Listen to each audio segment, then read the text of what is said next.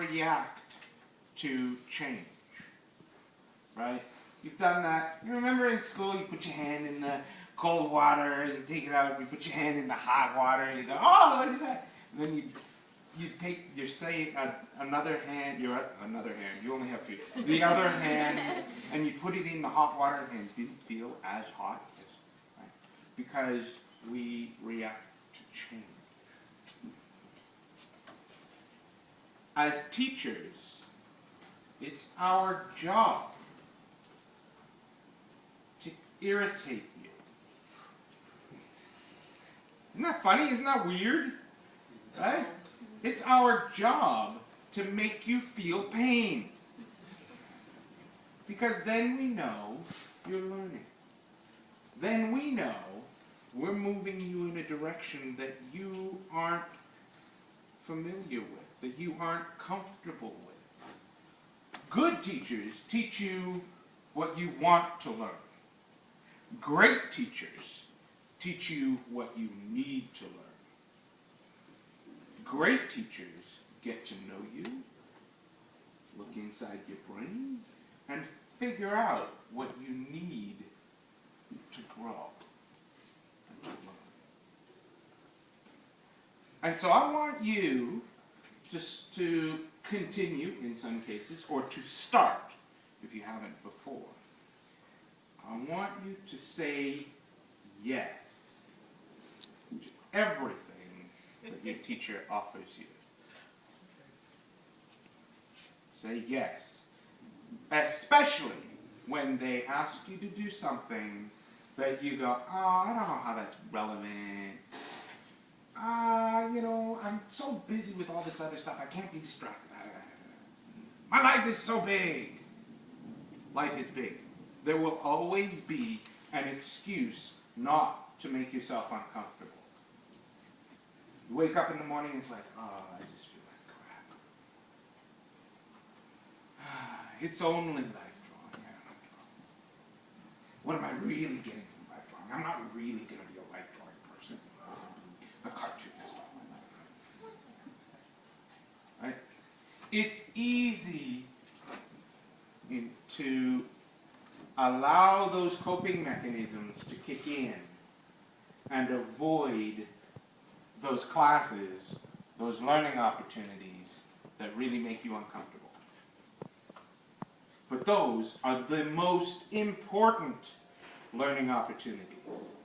Because they're making you uncomfortable, because they're making you sensitive, because they are rubbing that nice, subtle, soft skin that you've got, chafing it a little, friction, sand in your shorts. It's an irritant, it's uncomfortable, nobody likes it. Right?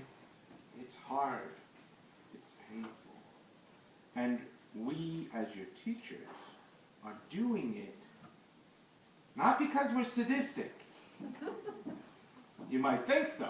Yeah, he puddles in the back, she's like, yeah, right. I think you guys are a little sadistic. Of course! Every teacher is just a little bit sadistic, but they do it because they care. They do it because they want you to change, they want you to grow, and if all we did was feed you that Soylent Green crap that you have eaten all along, you'll never grow. Our job is to expose you to all these things that you have to work hard at saying yes, let's to. Alright? So the next time you wake up in the morning and you say, oh,